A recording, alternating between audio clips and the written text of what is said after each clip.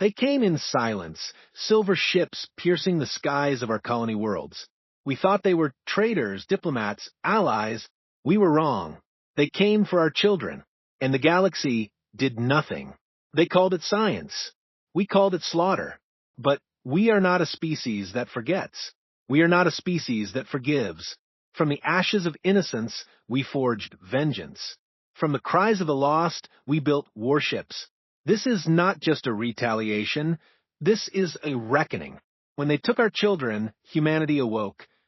The harvest of innocence, the morning sun cast long shadows across the ruins of New Geneva Colony as Captain Elena Vasquez knelt beside the empty playground.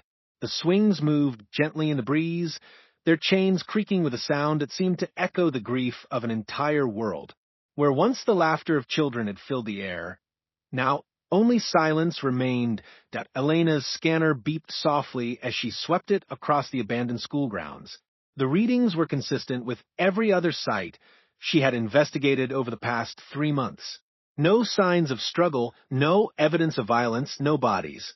The children had simply vanished, as if they had never existed at all. "Captain, we've got something," called Sergeant Rodriguez from across the courtyard. Elena rose and walked toward him, her boots crunching on the scattered toys that littered the ground. Rodriguez was standing beside a section of disturbed earth, his expression grim. "What is it?" Elena asked, though she already suspected the answer. "Trace elements of Zephyrian transport residue," Rodriguez replied, holding up his scanner. "Same signature we found at the other sites. They were here." Elena felt her jaw tighten. The Zephyrians were one of the most advanced species in the galaxy, masters of biotechnology and genetic manipulation. They were also completely ruthless when it came to acquiring what they needed for their research. And apparently, what they needed was human children. The first reports had come in 6 months ago, a handful of missing children from the outer colonies, dismissed initially as runaways or accidents. But as the numbers grew, a pattern emerged. Always children between the ages of 8 and 12. Always the brightest, the most promising, and always the faint trace of Zephyrian technology left behind. Elena had been assigned to investigate after the 23rd incident. By the time she arrived at New Geneva, the count had reached 47 missing children across 12 colonies. The parents were desperate, the colonial governments were in chaos, and Earth Command was finally taking notice. "Ma'am," Rodriguez's voice cut through her thoughts. "We've got incoming medical transport from the Kepler station." Elena looked up to see a sleek, white shuttle descending toward the colony's landing pad. She recognized the markings of the Galactic Medical Exchange, a joint venture between Earth and several alien species to provide health care across human space. As the shuttle landed, she saw the familiar figure of Dr. Sarah Kim emerging from the passenger compartment, but it was the small figure beside her that made Elena's breath catch. A young boy, perhaps 11 years old, walked unsteadily down the ramp. His dark hair was cropped short, and his eyes held a haunted quality that no child should possess. Dr. Kim kept a protective hand on his shoulder as they approached. "Captain Vasquez," Dr. Kim said, her voice carefully controlled. "I'd like you to meet Marcus Chen. He was recovered from a Zephyrian research facility 3 days ago." Elena knelt down to the boy's level, her heart breaking at the fear she saw in his eyes. "Hello, Marcus. I'm Captain Vasquez. You're safe now." The boy's voice was barely above a whisper. "They said I was special. They said I was chosen." Dr. Kim's expression darkened. "The Zephyrians have been conducting experiments on human children for months. Marcus was one of the lucky ones. We were able to extract him before the process was complete." "What process?" Elena asked, though she dreaded the answer. "They call it the enhancement protocol," Dr. Kim explained. "They're attempting to combine human neural plasticity with Zephyrian biotechnology. The goal appears to be creating a hybrid species with enhanced cognitive abilities and extended lifespans." Elena felt sick. "And the children who don't survive the process?" "Disposed of," Dr. Kim said, simply. "Marcus estimates There were at least 50 other human children at the facility where he was held. He was the only survivor when our rescue team arrived. The weight of those words settled over Elena like a shroud. 50 children, 50 families destroyed. And this was just one facility. Intelligence suggested there were dozens more scattered across Zephyrian space. Marcus tugged at Elena's sleeve. Captain, are you going to stop them? Are you going to make them pay for what they did?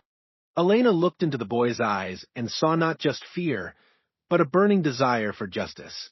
She thought of her own daughter, safe on Earth, and felt her resolve harden. Yes, Marcus, we're going to stop them. The next few hours passed in a blur of interviews, medical examinations, and data analysis. Marcus's testimony was devastating. He described facilities that looked like hospitals but functioned like prisons. He spoke of alien doctors who showed no emotion as they conducted their experiments. He remembered the screams of other children echoing through sterile corridors, but perhaps most damaging was his description of the Zephyrian official who had visited the facility. Ambassador Zethkar, the same individual who had been negotiating trade agreements with Earth for the past year. The same diplomat who had sat across from human representatives and smiled while discussing mutual cooperation. Elena transmitted her findings to Earth Command immediately. The response came back within hours, and it was not what she had hoped for. The message was terse and official. Diplomatic channels must be pursued first. Military action not authorized at this time. The diplomatic meeting was held aboard the neutral station of Harmony Point, a massive structure that orbited the border between human and Zephyrian space. Elena was part of the human delegation, along with Ambassador Patricia Wells and a team of legal experts. The Zephyrians were represented by Ambassador Zethkar himself, flanked by a collection of his species' most skilled negotiators. Elena had never seen a Zephyrian up close before. Zethkar stood nearly 7 feet tall, his pale blue skin marked with intricate patterns that seemed to shift and change as he moved. His eyes were large and multifaceted, giving him an insect-like appearance that many humans found unsettling. When he spoke, his voice carried a musical quality that would have been beautiful if not for the words he was saying. The human accusations are based on misunderstandings, Zethkar said, his tone conveying polite dismissal. The children in question were volunteers for a beneficial exchange program. We offered them opportunities for advancement that their primitive society could never provide. Ambassador Wells leaned forward, her voice tight with controlled anger. Volunteers? They were kidnapped from their homes and subjected to medical experiments without consent. Consent is a concept that varies between species, Zethkar replied smoothly. What humans call kidnapping, we call recruitment. What you call experimentation, we call enhancement. The children were selected based on their potential to benefit from our advanced biotechnology. Elena could no longer contain herself. I've interviewed one of your volunteers. He watched 50 other children die in your facilities. How do you explain that? Zethkar's expression didn't change. Regrettable but necessary casualties in the advancement of science. The human species is young and primitive. We are offering you the chance to evolve beyond your current limitations. The words hung in the air like a poison. Elena realized in that moment that there would be no reasoning with these creatures. To them, humans were nothing more than test subjects, raw material for their twisted experiments. The meeting continued for hours, with the Zephyrians offering token concessions and meaningless apologies. They agreed to review their recruitment methods and consider human cultural sensitivities in future operations. But they refused to admit wrongdoing, refused to return the surviving children, and refused to halt their research programs. As the human delegation prepared to leave, Zethkar made one final statement that would echo through history. Humanity must understand its place in the galactic hierarchy. You are a young species with much to learn. The Zephyrian Empire has existed for millennia. We have seen countless species rise and fall. Your emotional attachments to individual offspring are a weakness that evolution will eventually eliminate. Elena stopped at the doorway and turned back to face him. Ambassador, I want you to remember this moment. Remember the words you've spoken here today. Because when this is over, when we've made you pay for every child you've stolen, every life you've destroyed, you'll understand that you made the greatest mistake in your empire's history. And what mistake is that? Zethkar asked, his tone mocking. You underestimated what humans will do to protect their children. The journey back to Earth was silent. Elena stared out at the stars, thinking of Marcus and the other survivors, of the children who would never come home, of the families torn apart by Zephyrian cruelty. She thought of her own daughter and felt a fire burning in her chest. When they arrived at Earth Command, Elena was not surprised to find Admiral Marcus Harrison waiting for them. Harrison was a veteran of the Centauri conflicts, a man who had seen more than his share of war. His scarred face and steel-gray eyes spoke of battles fought, and won through sheer determination. Report, he said simply. Ambassador Wells delivered the official summary, but Elena could see that Harrison was watching her. When Wells finished, he turned to Elena and asked, Captain, what's your assessment? Elena took a deep breath. Sir, they're not going to stop. The Zephyrians see us as inferior beings. They believe they have the right to take our children and use them as they see fit. Diplomatic solutions won't work because they don't recognize our basic rights as a species. Harrison nodded slowly. And your recommendation? We go to war, sir. We hit them hard, we hit them fast, and we don't stop until every one of our children is home safe. The room fell silent. Ambassador Wells looked shocked. Captain, surely you're not suggesting we attack one of the most powerful species in the galaxy over a diplomatic dispute? Elena turned to face her. Madam Ambassador, with respect, this isn't a diplomatic dispute. This is genocide. They're systematically abducting and murdering human children. If we don't act, they'll continue until there are no children left to take. Harrison raised a hand for silence. The captain is right. I've been reviewing the intelligence reports. The Zephyrians have been conducting these operations for at least 2 years. Conservative estimates suggest they've taken over 300 human children. The survival rate appears to be less than 5%. The weight of those numbers settled over the room. 300 children.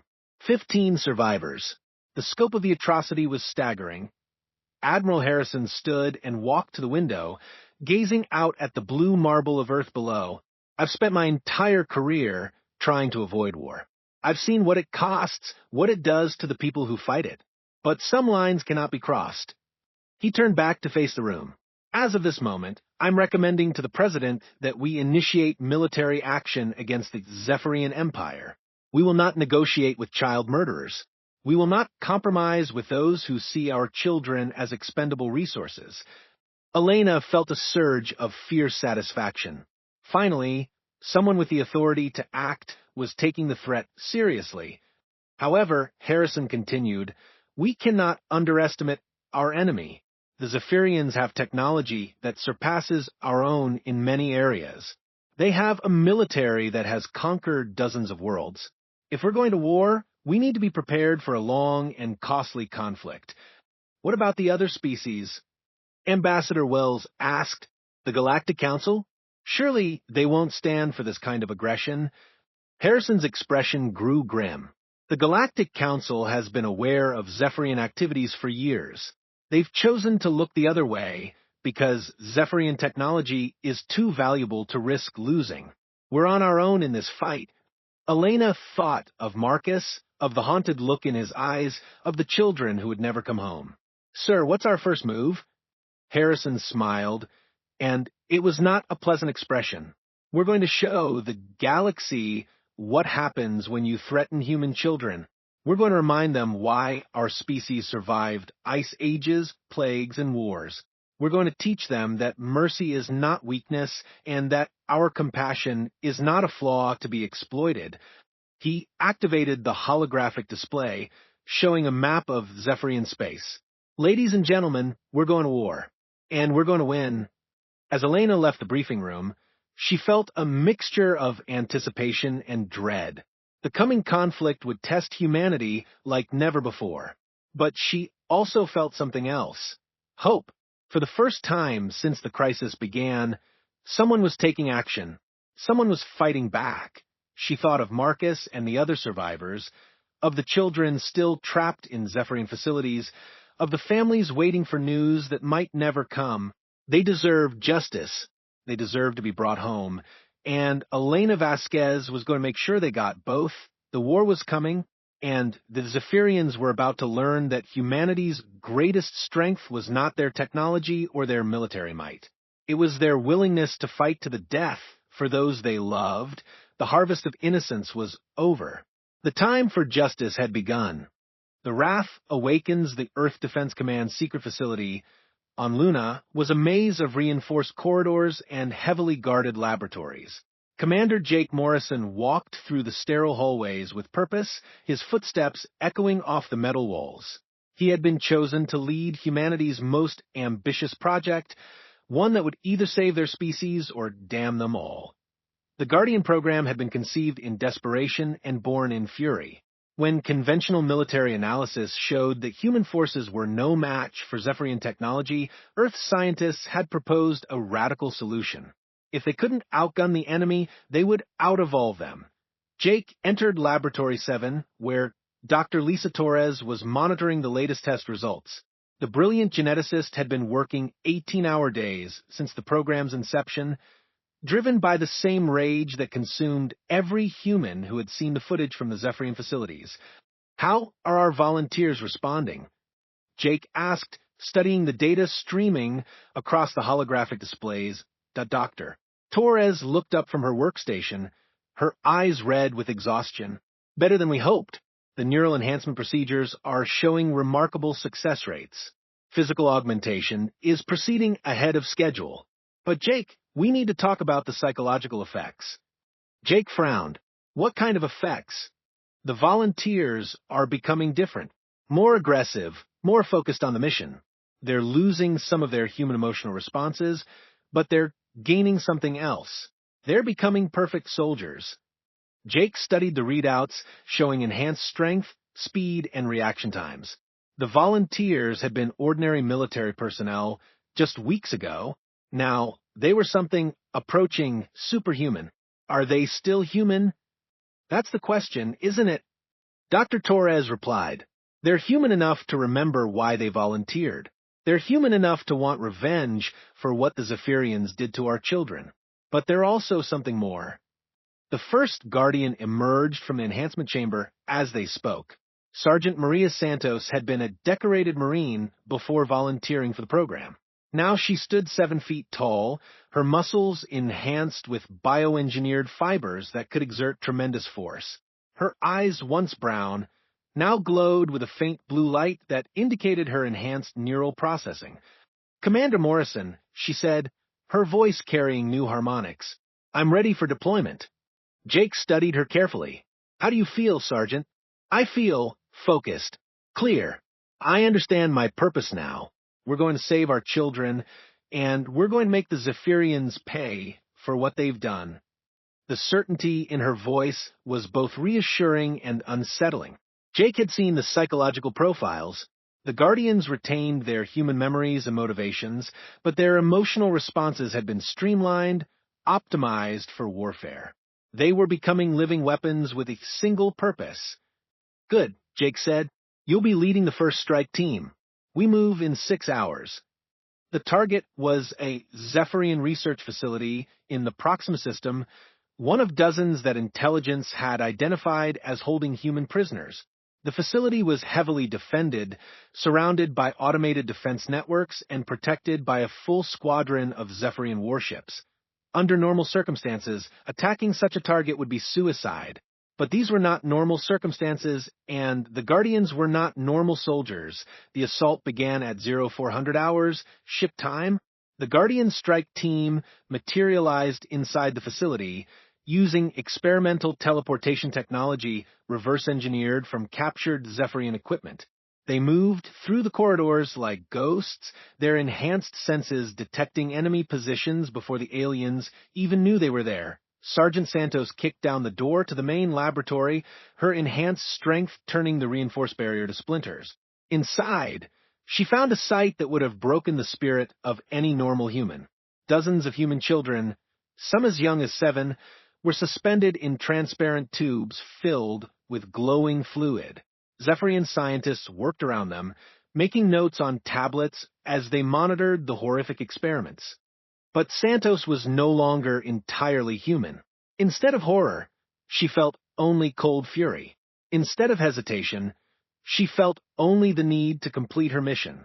She raised her weapon and began firing, her enhanced reflexes allowing her to target each alien with deadly precision.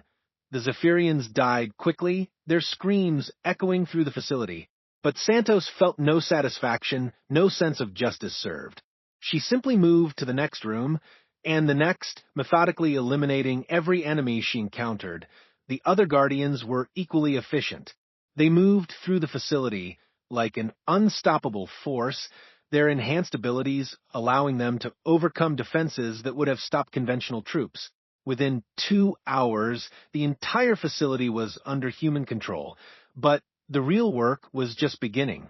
The medical team that followed the Guardians into the facility found horrors beyond imagination. Of the 43 human children they recovered, only 12 were still alive.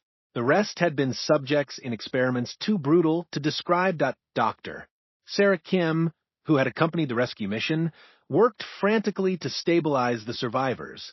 Many of the children had been so severely altered by Zephyrian biotechnology that they barely seemed human anymore.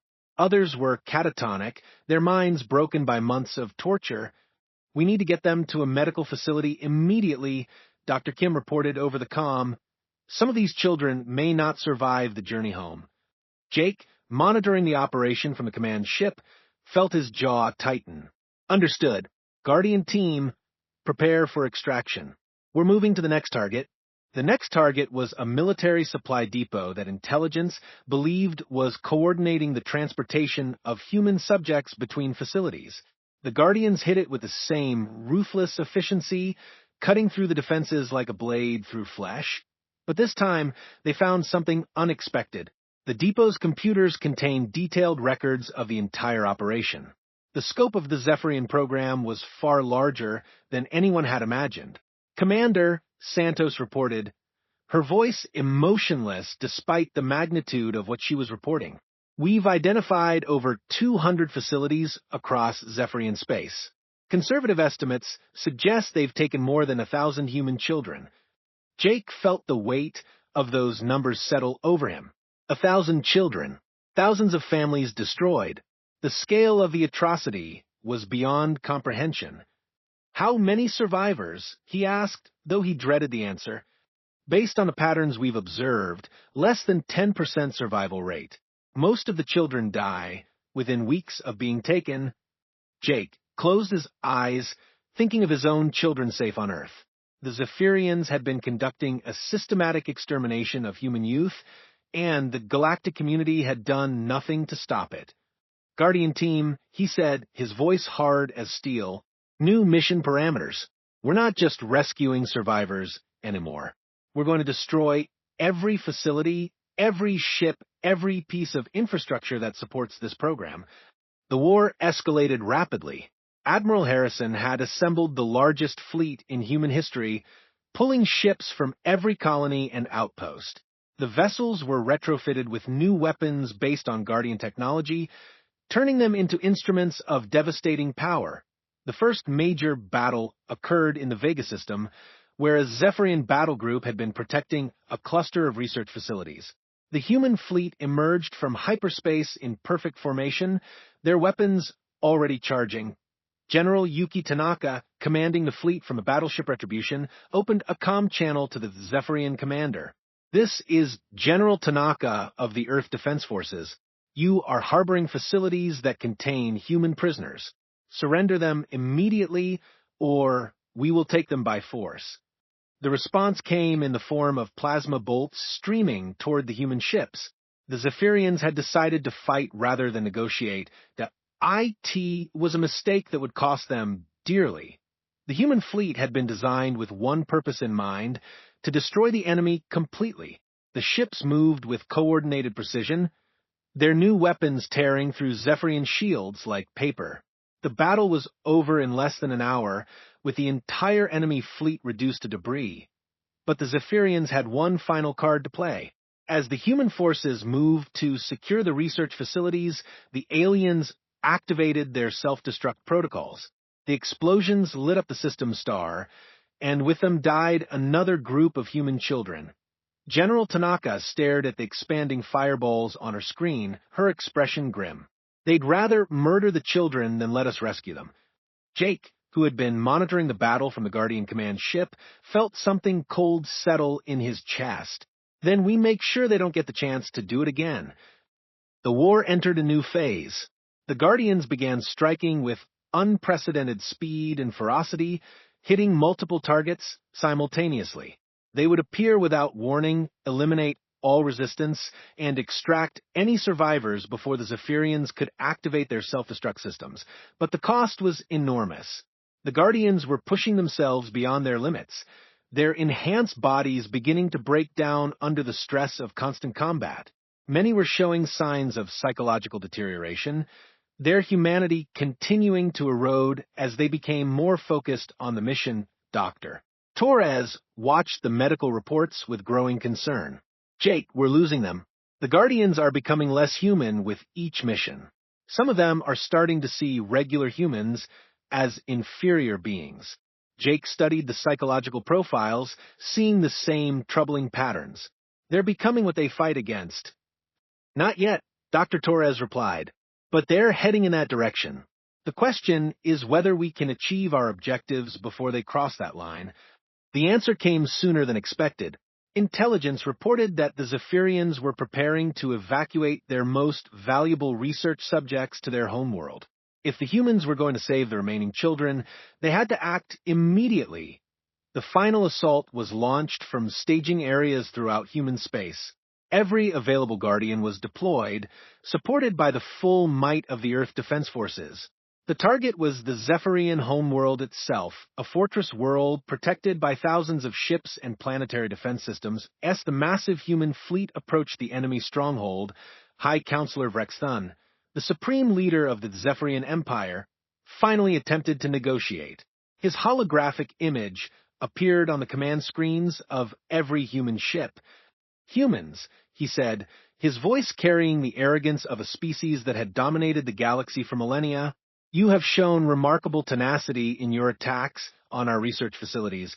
We are prepared to offer you a compromise. Admiral Harrison, commanding the fleet from the flagship Vengeance, allowed himself a cold smile. I'm listening. We will return 50% of the surviving human subjects in exchange for your withdrawal from Zephyrian space. We will also agree to limit our future recruitment activities to voluntary subjects only. The offer hung in the silence of space. On paper, it might have seemed reasonable, but Harrison had seen the files, had watched the footage from the rescued children. He knew what the Zephyrians meant by voluntary subjects. Counteroffer, Harrison said, his voice carrying across every channel. You will return every human child in your custody. You will surrender all personnel involved in the research program for war crimes trials. You will submit to inspection and monitoring by human forces. And you will pay reparations to the families of every child you've murdered. Vrexthun's expression didn't change. That is unacceptable. We are offering you a reasonable solution to this conflict. Then you've chosen war, Harrison replied. And you're about to learn what happens when you threaten human children. The battle for the Zephyrian homeworld was unlike anything the galaxy had ever seen. The human fleet fought with a fury that bordered on madness, their weapons striking with precision born of righteous anger. The Guardians teleported directly into the planet's most heavily defended facilities, their enhanced abilities allowing them to overcome defenses that should have been impregnable. But the Zephyrians had prepared for this assault. They had concentrated their most advanced defenses around the facilities holding the human prisoners. The battle became a race against time, with the humans fighting desperately to reach the children before the aliens could carry out their threats. In the end, it was the Guardians who made the difference. Led by Sergeant Santos, they fought their way through wave after wave of defenders, their enhanced bodies absorbing damage that would have killed ordinary soldiers. They reached the central facility just as the Zephyrians were activating the self-destruct sequence. Santos found herself face-to-face with Vrexthun himself in the facility's control center. The alien leader held a detonator in his hands, his expression one of cold determination. "You have won this battle," he said, his voice carrying no emotion. "But you will not have your children. I will see them dead before I let you take them." Santos studied the alien for a moment, her enhanced mind calculating distances and probabilities. "You made one mistake," she said finally. "And what was that?" "You assumed we were still human enough to negotiate." She moved faster than the alien could react, her enhanced reflexes allowing her to close the distance before Vrexthun could press the detonator. Her hand closed around his throat, and for the first time in the conversation, she smiled. "This is for every child you tortured," she said. "This is for every family you destroyed. This is for every scream you ignored." The sound of breaking bone echoed through the control center. Vrexthun's body fell to the floor, the detonator rolling away harmlessly. The rescue operation that followed was the largest in human history. Over 200 surviving children were extracted from facilities across the Zephyrian homeworld. Many were barely alive, their bodies and minds ravaged by months of experimentation. But they were alive, and they were going home.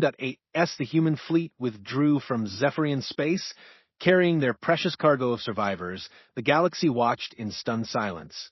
The humans had done the impossible.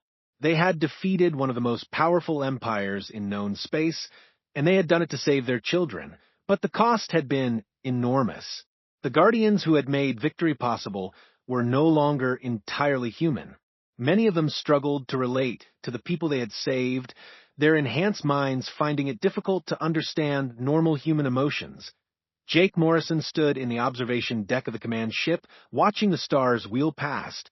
Beside him, Dr. Torres was reviewing the medical reports from the rescued children. "How many will recover?" he asked. "Physically, most of them with time and proper care.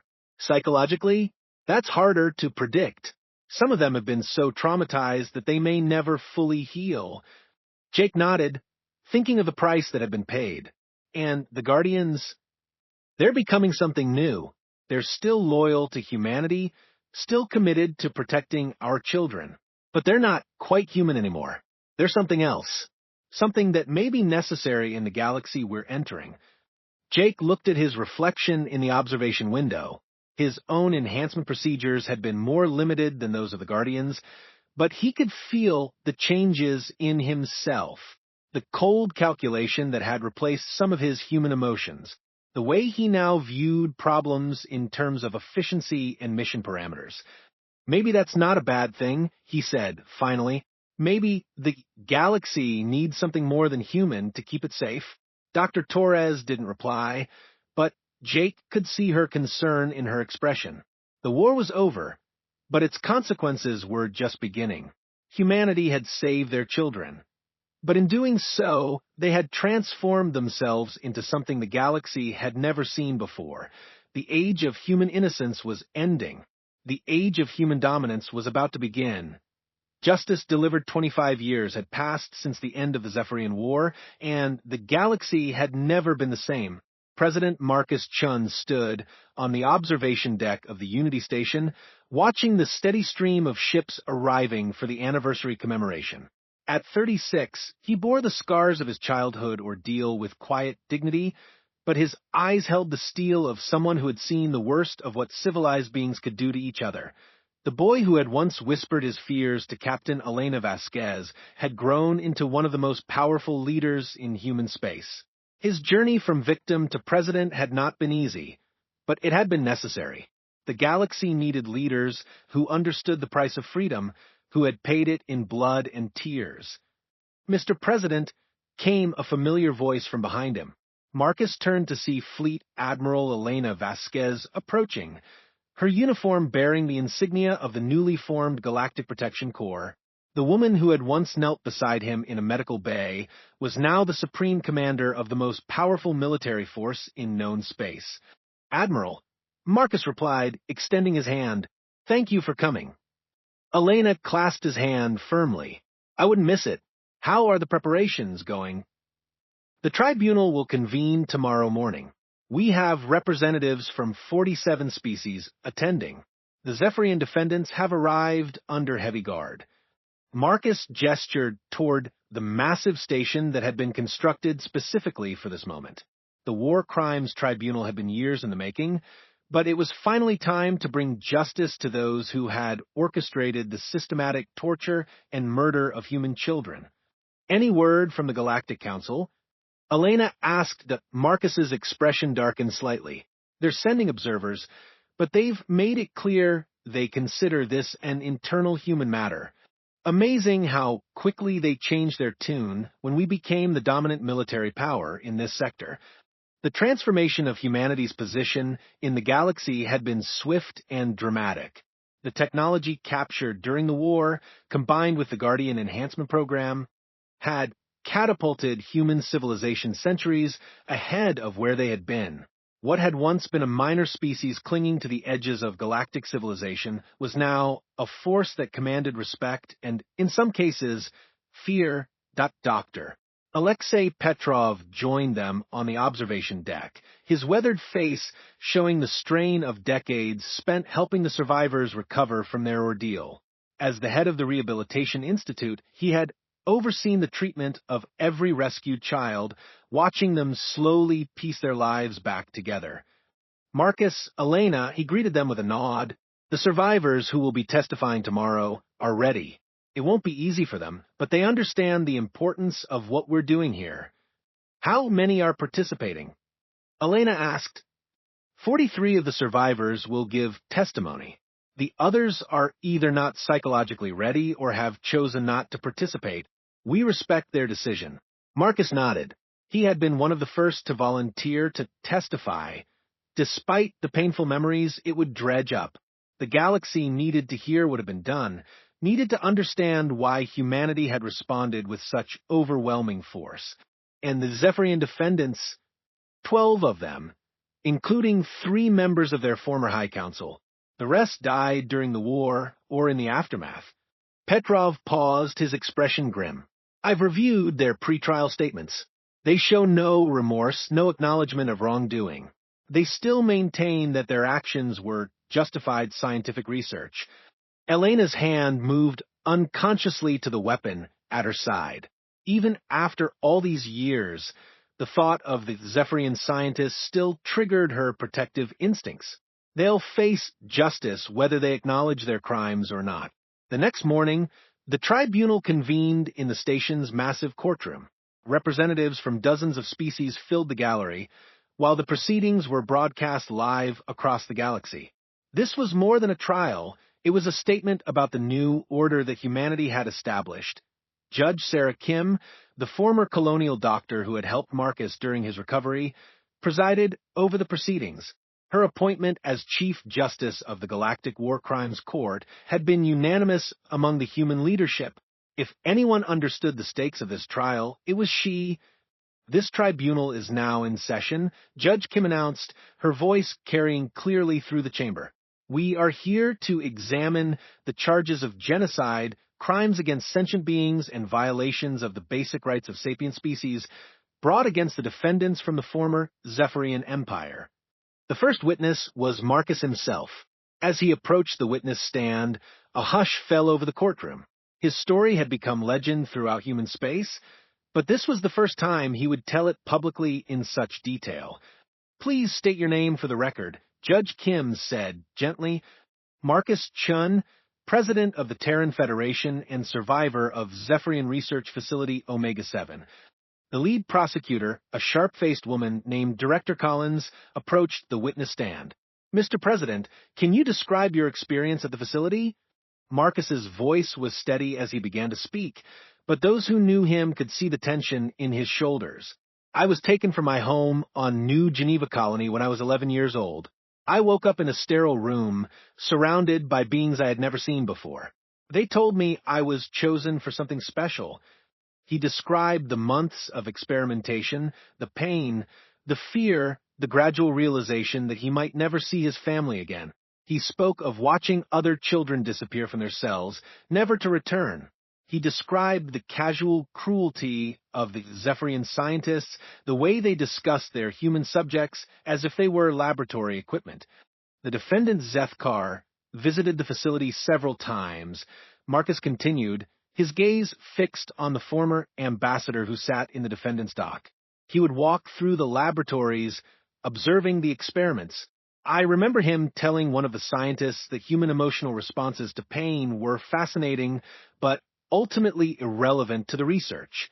Zethkar, now showing his age but still maintaining his arrogant bearing, showed no reaction to the testimony.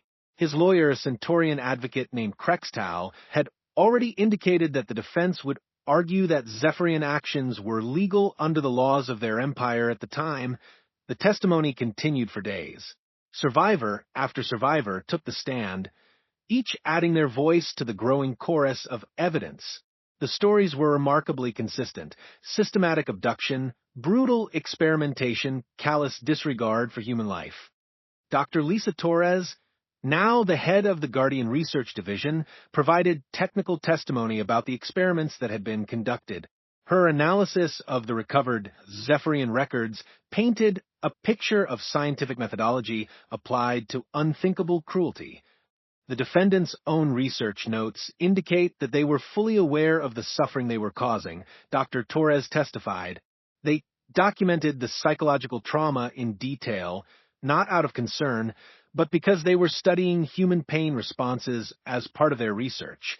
When it came time for the defense to present their case, Krextau rose to address the court.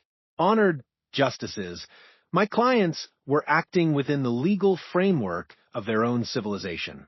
The concept of individual rights for non-Zephyrian species was not recognized under their law at the time these actions took place. Judge Kim's expression was ice cold. Counselor, are you seriously arguing that the systematic torture and murder of children can be justified by legal technicalities?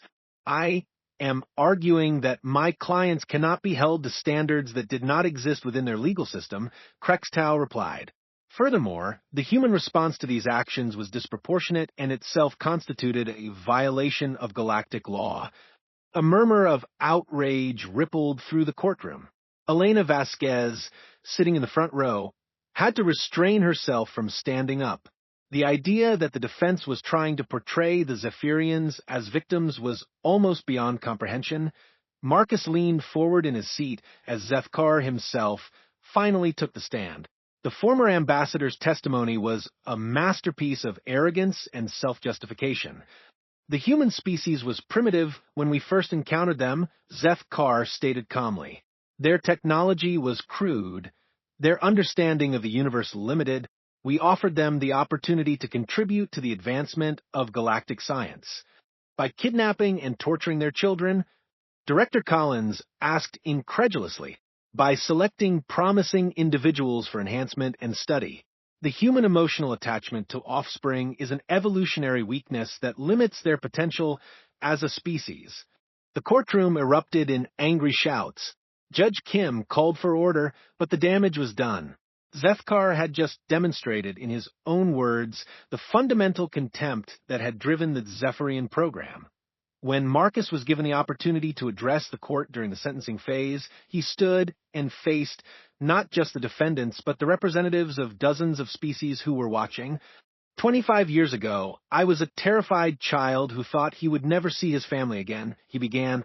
The defendants took that from me, not just from me, but from over 1,000 human children.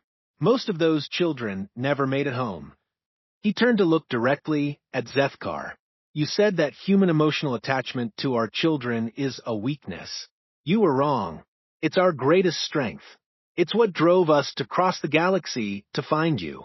It's what gave us the determination to build weapons that could match your technology. It's what transformed us from a minor species into the force that brought your empire to its knees. Marcus's voice grew stronger as he continued. But this trial isn't about revenge. It's about ensuring that what happened to us never happens to any other species. We're not here to destroy the Zephyrian people. We're here to establish that some lines cannot be crossed no matter what your technology level, no matter what your legal system says, no matter how superior you believe yourselves to be. The verdicts, when they came, were unanimous. All 12 defendants were found guilty on all charges. The sentences range from life imprisonment to, in the case of the most serious offenders like Zethkar, execution, but the real impact of the trial went far beyond the punishment of individual war criminals. In the aftermath of the proceedings, the Galactic Protection Protocols were established, with humanity taking the lead role in enforcement. The message was clear. The strong could no longer prey upon the weak with impunity. The Zephyrian Empire itself had been dismantled during the war, its territory divided among its former subjects who had been liberated by human forces. The Zephyrian homeworld was now under direct human administration, its population reduced and carefully monitored. But perhaps the most significant change was in humanity itself. The Guardian program had evolved beyond its wartime origins. The enhanced humans now served as protectors throughout the galaxy, their superhuman abilities dedicated to preventing atrocities like those committed by the Zephyrians. Commander Jake Morrison, now bearing the title of Guardian Prime, oversaw this new generation of protectors. His own transformation was complete. He was no longer entirely human, but something more, something necessary. The children we rescued grew up to become leaders, he told Elena as they watched the final session of the tribunal. Marcus as President, Dr. Kim as Chief Justice, dozens of others in positions of authority throughout human space. The Zephyrians thought they were harvesting our future. Instead, they forged it in fire.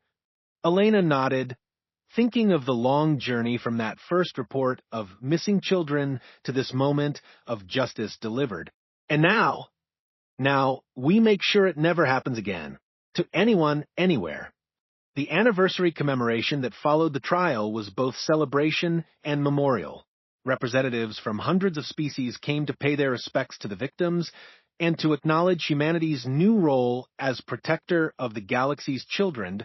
A monument was unveiled at the center of Unity Station, bearing the names of every child who had been taken by the Zephyrians.